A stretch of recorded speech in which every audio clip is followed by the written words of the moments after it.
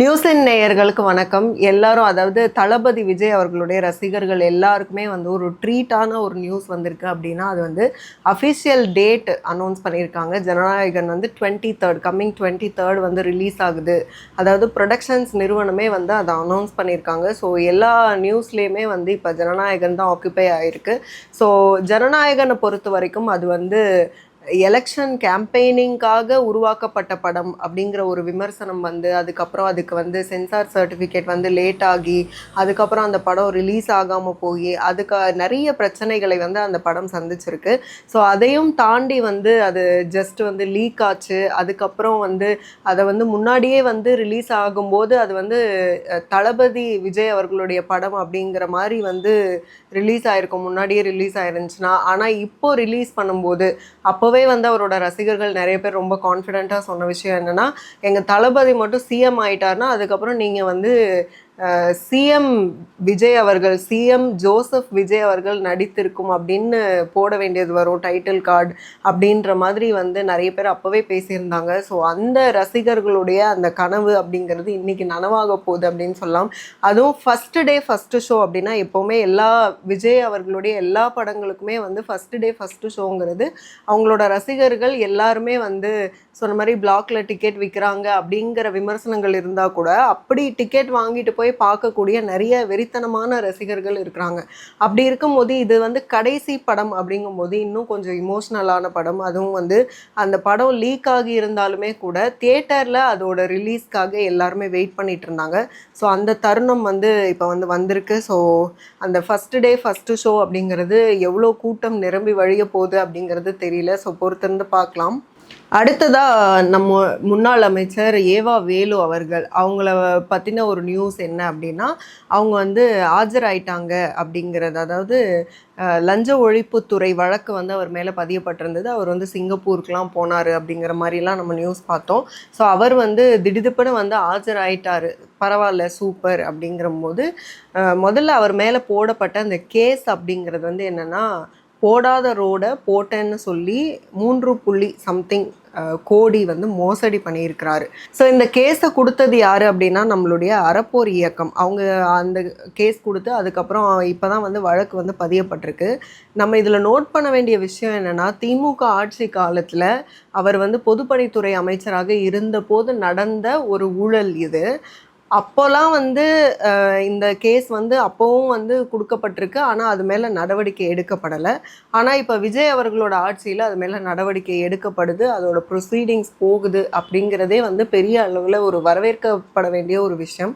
So இதில் வந்து தமிழக அரசு வந்து ஒரு மேல்முறையீட்டு மனு ஒன்று வந்து கொடுத்துருந்தாங்க. அதை உச்சநீதிமன்றம் வந்து டிஸ்மிஸ் பண்ணியிருக்கு. அது ஒன்றும் பெருசாக ஒரு விஷயம் கிடையாது. அது என்னென்னா, ஏவா வேலு அவர்களுக்கு எதிராக அந்த லுக் அவுட் நோட்டீஸ் வந்து பிறப்பிச்சிருந்தாங்க. அதை வந்து உயர்நீதிமன்றம் வந்து தடை பண்ணியிருந்தாங்க, அதை வந்து ரத்து பண்ணியிருந்தாங்க. ஸோ அதை எதிர்த்து வந்து நம்மளுடைய தமிழக அரசு வந்து ஒரு மேல்முறையீட்டு மனு கொடுத்துருந்தாங்க. அது வந்து டிஸ்மிஸ் பண்ணியிருக்காங்க. அதுக்கப்புறம் வந்து அவருக்கு வந்து ஒரு நிபந்தனை வந்து கொடுத்துருக்காங்க ஏவா வேலு அவர்களுக்கு. நீங்கள் வந்து விசாரணைக்கு வந்து உரிய முறையில் வந்து நீங்கள் ஆஜராகணும் அப்படின்னு சொல்லிட்டு அவருக்கு வந்து நிபந்தனை கொடுத்ததோட தமிழ்நாடு அரசுக்கும் வந்து என்ன சொல்லியிருக்காங்கன்னா, அவர் வந்து ஆஜராகி அவர் வந்து விளக்கம் கொடுப்பாரு அப்படிங்கிற மாதிரி வந்து அட்வைசர்ஸ்லாம் கொடுத்துருக்காங்க. ஸோ ஏவா வேலு அவர்களை பொறுத்த வரைக்கும் இந்த கேஸ் வந்து அவங்க ஆஜராகணும், அவர் வந்து விசாரிக்கப்படணும் அப்படின்னு ஒரு விஷயம் வந்து போயிட்டுருக்கும்போது, அருண் ஐபிஎஸ் அவர்கள் அவங்க வந்து சேஞ்ச் பண்ணப்பட்டதில் ஒரு திடுக்கிடும் ஒரு விஷயம் என்ன அப்படின்னா, அதாவது திமுகவுக்கு எதிரான அந்த திமுகவோட விஷயங்கள் இருக்கு இல்லையா, திமுகவில் வந்து அந்த லஞ்சம் ஊழல், அவங்க வந்து டிவிஏசியில் வந்து இயக்குனராக இருந்த அந்த 50 நாட்களுக்குள்ளாக அந்த விவரங்களை வந்து அவர் கசிய விட்டுட்டாரு அப்படிங்கிறதுக்காக தான் அருண் ஐபிஎஸ் அவர்களை வந்து சேஞ்ச் பண்ணியிருக்காங்க அப்படிங்கிற ஒரு தகவல் வந்திருக்கு. ஸோ இதை பொறுத்த வரைக்கும் என்னென்னா, அருண் ஐபிஎஸ் அவர்களை பொறுத்த வரைக்கும் ஆம்ஸ்ட்ராங் அவர்களுடைய அந்த கொலை கேஸ் வந்தப்போ அப்போ தான் அருண் ஐபிஎஸ் அவர்கள் வந்து என்ட்ரி ஆகுறாங்க. சென்னை மாநகர காவல் ஆணையராக வந்து பொறுப்பேற்றாங்க. ஸோ அவங்க வந்து ரொம்ப ஆக்டிவாக வந்து அந்த விஷயத்தில் வந்து என்ன உண்மை அப்படிங்கிறத வந்து வெளிக்கொண்டு வருவாங்க அப்படின்னு எதிர்பார்க்கப்பட்டது.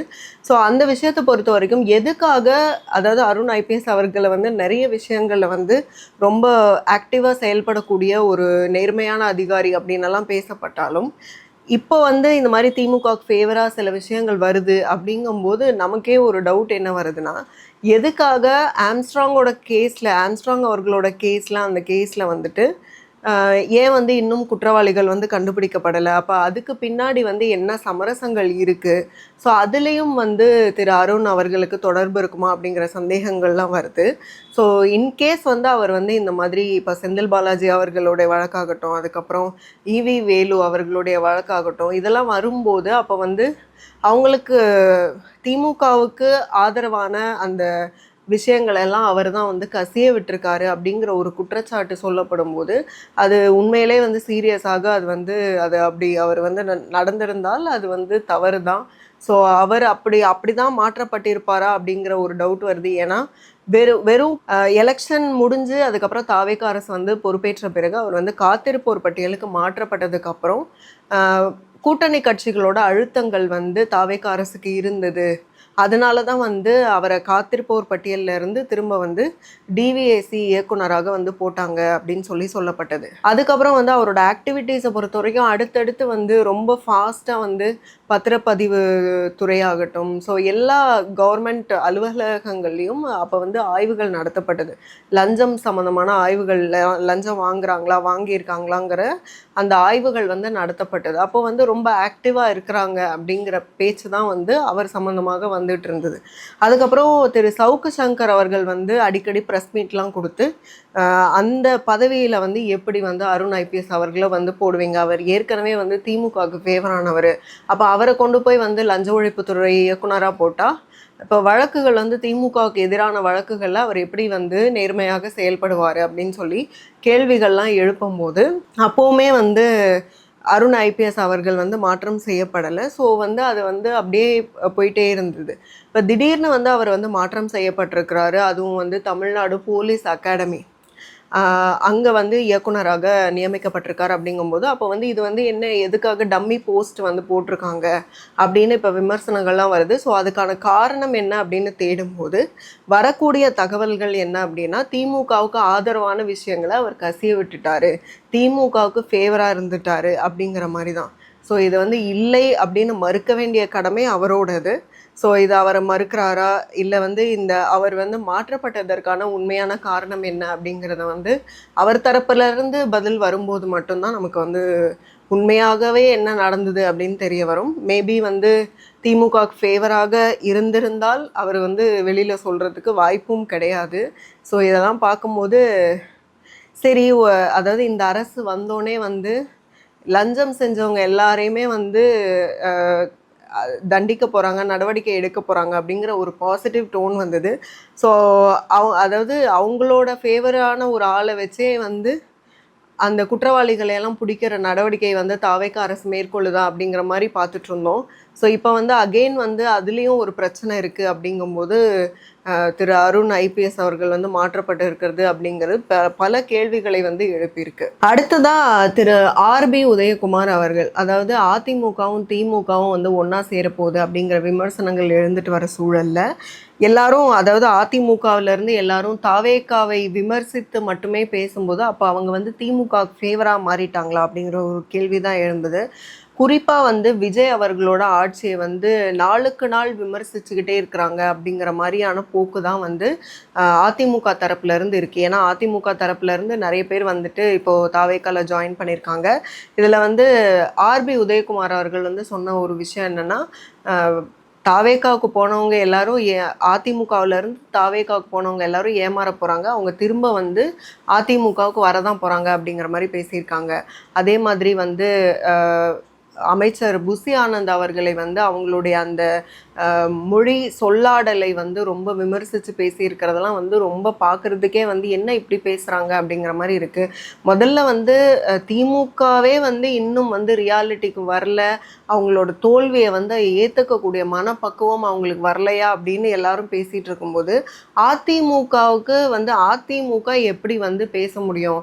அதாவது மக்கள் வந்து அவங்களுக்கு வந்து 3வது இடத்தை தான் கொடுத்துருக்காங்க.